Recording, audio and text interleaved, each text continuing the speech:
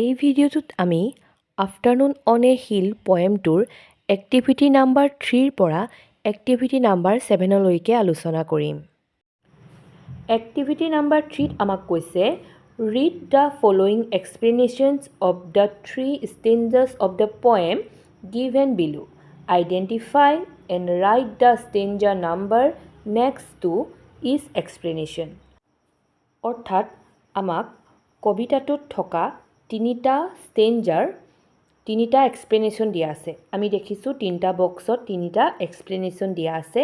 আমি সেই এক্সপ্লেনেশ্যনকেইটা পঢ়ি কোনটো ষ্টেঞ্জাৰ পৰা সেই এক্সপ্লেনেশ্যনটো দিয়া আছে এই কাষৰ ঘৰকেইটাত আমি তাৰ নাম্বাৰটো লিখিব লাগিব। এতিয়া প্ৰথম আমাক কি দিয়া আছে চোৱা, প্ৰথম বক্সটোত চাবা the poet will look at cliffs and clouds and ৱাটছ how the grass bows down because of the wind and rise again the next moment. কবিয়ে চাই আছে ক্লিপছবোৰলৈ আৰু ডাৱৰবোৰলৈ। ক্লিপছ মানে আমি আগতেও কৈছোঁ, ক্লিপছ মানে হৈছে সাগৰৰ পাৰৰ ওখ শিলাময় গৰা, আৰু ডাৱৰবোৰলৈ কবিয়ে চাইছে। লগতে কবিয়ে চাইছে বতাহে কেনেকৈ ঘাঁহবোৰক ডুৱাই নিছে, আকৌ পিছ মুহূৰ্ততে বতাহজাক পাৰ হৈ যোৱাৰ লগে লগে ঘাঁহবোৰ আকৌ ডাং খাই উঠিছে। এই বৰ্ণনাটো আমি কোনটো ষ্টেঞ্জাত পাইছিলোঁ বাৰু? কবিতাটো অকণমান মনত পেলোৱাচোন, ধৰিব পাৰিছানে?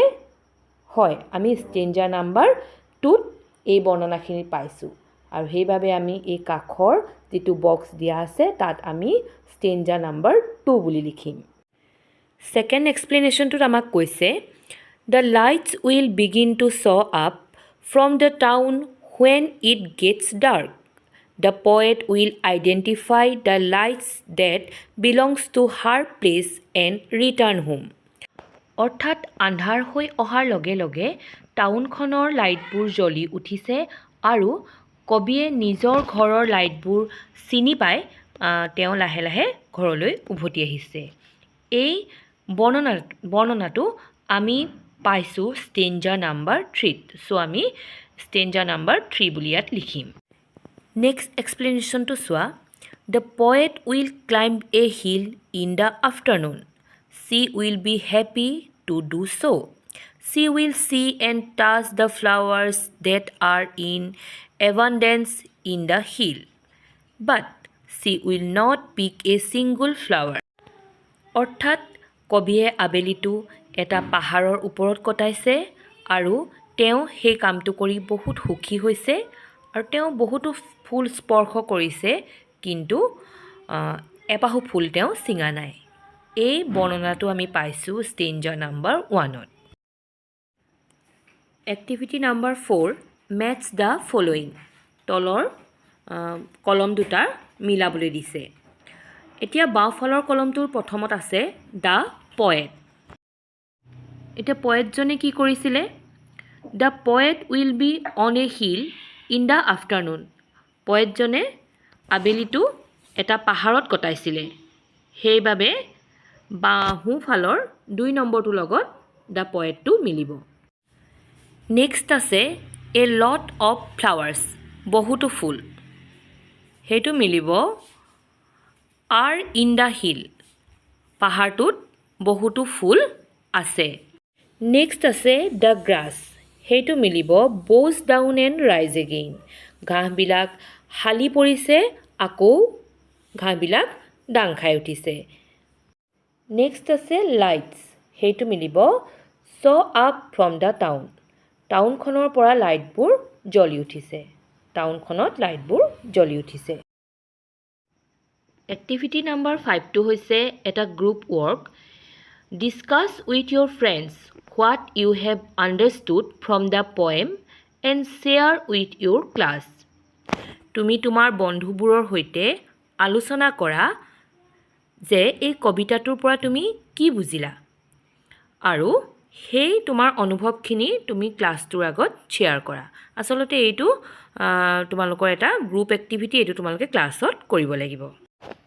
Activity number 6 write the rhyming words from the poem for the ones given বিলো।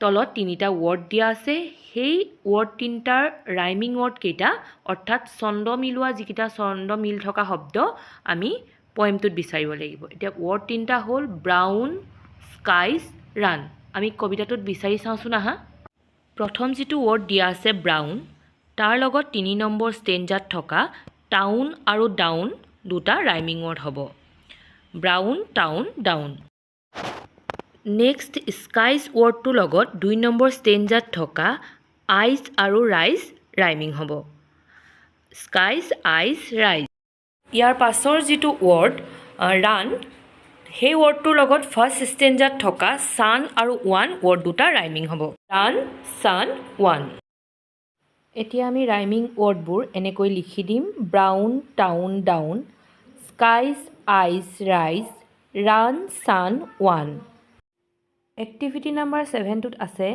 Read the following phrases from the poem ইয়াত পয়েমটোৰ পৰা আমাক 3টা ফ্ৰেজ দিছে আৰু সেইকেইটা আমাক পঢ়িব কৈছে প্ৰথমটো হৈছে ক্লিপছ এণ্ড ক্লাউডছ ৱাটছ the wind mark which must be mine এই 3টা ফ্ৰেজতে এটা কথা মন কৰিব লাগিব যে প্ৰত্যেকটোতে মানে কনছনেণ্ট ছাউণ্ড ৰিপিট হৈছে প্ৰথমটোত ক্লিফ ক্লাউড দুইটাই ধৰা চিৰে আৰম্ভ হৈছে ছাউণ্ডো একে হৈছে ক্ল ক্ল ক্লিফ ক্লাউড 2 নম্বৰটোত ৱাটছ উইণ্ড ৱ আৰু 3 নম্বৰটোত mark which must be mine ম ছাউণ্ডটো 3বাৰ ৰিপিট হৈছে এতিয়া যেতিয়া একেটা মানে ছাউণ্ডকে একেটা মানে আখৰ নহ'লেও হ'ব সাধাৰণতে একেটা ছাউণ্ডত প্ৰায় একেটা আখৰেই হয়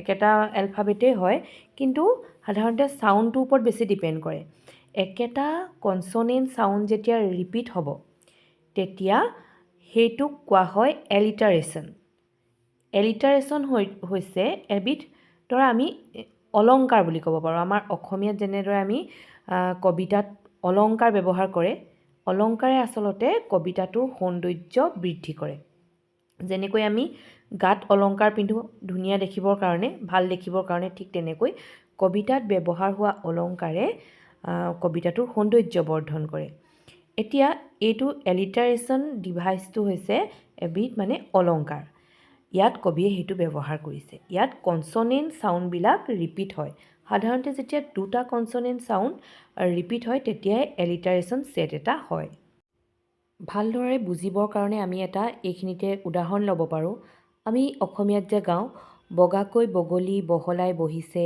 বলুকাত বিয়লি বেলা বকুল বাগৰিছে ববচা বনতে বুটলি বিলাওঁগৈ বোলা ইয়াত ব যিটো ছাউণ্ড সেইটো বাৰে বাৰে ৰিপিট হৈছে সেইটো হ'ব এটা এলিটাৰেশ্যন ইয়াত আমাক এলিটাৰেশ্যনৰ ডেফিনেশ্যনটো দিয়া আছে alliteration is a literary device alliteration হৈছে এবিধ অলংকাৰ it is the repetition of consonant sounds at the beginning of 2 or more words অৰ্থাৎ ইয়াত কি হয় কনছনেণ্ট ছাউণ্ডবিলাক ব্যঞ্জন বৰ্ণৰ যি উচ্চাৰণ সেয়া বাৰে বাৰে ৰিপিট হয় বাৰে বাৰে হয় শব্দ এটাৰ আৰম্ভণিত সাধাৰণতে দুটা শব্দ বা তাতোতকৈ বেছি শব্দৰ আৰম্ভণিতে যেতিয়া ব্যঞ্জন বৰ্ণৰ উচ্চাৰণবোৰ ৰিপিট হ'ব তেতিয়া সেইটো এলিটাৰেশ্যন হ'ব এতিয়া আমাক কৈছে now write down a few sets of words using alliteration one is done for you এতিয়া তোমালোকে কেইটামান এলিটাৰেশ্যনৰ ছেট ইয়াত লিখিব লাগিব আৰু এটা তোমালোকৰ কাৰণে দিয়া আছে টল টাৱাৰ ইয়াত ট একেলগে একেটা ছাউণ্ড ৰিপিট হৈছে ঠিক তেনেকৈ আমি কেইটামান লিখোঁচোন আহা tiny tiger red rose blue bird shiny silver star little lazy lion tiny tiger মানে হৈছে সৰু বাঘ ৰেড ৰ'জ ৰঙা গোলাপ ব্লু বাৰ্ড নীলা চৰাই চাইনি চিলভাৰ ষ্টাৰ জিলিকি থকা ৰূপালী তৰা লিটল লেজি লায়ন সৰু এলেহুৱা সিংহ পোৱালি আজিৰ ভিডিঅ'টো ইমানতে সামৰিছোঁ নেক্সট ভিডিঅ'ত আমি ইয়াৰ পাছৰ এক্টিভিটিজখিনি আলোচনা কৰিম যদি ভিডিঅ'টো ভাল লাগিলে তেন্তে লাইক আৰু ছাবস্ক্ৰাইব কৰিবলৈ নাপাহৰিবা। Thank U.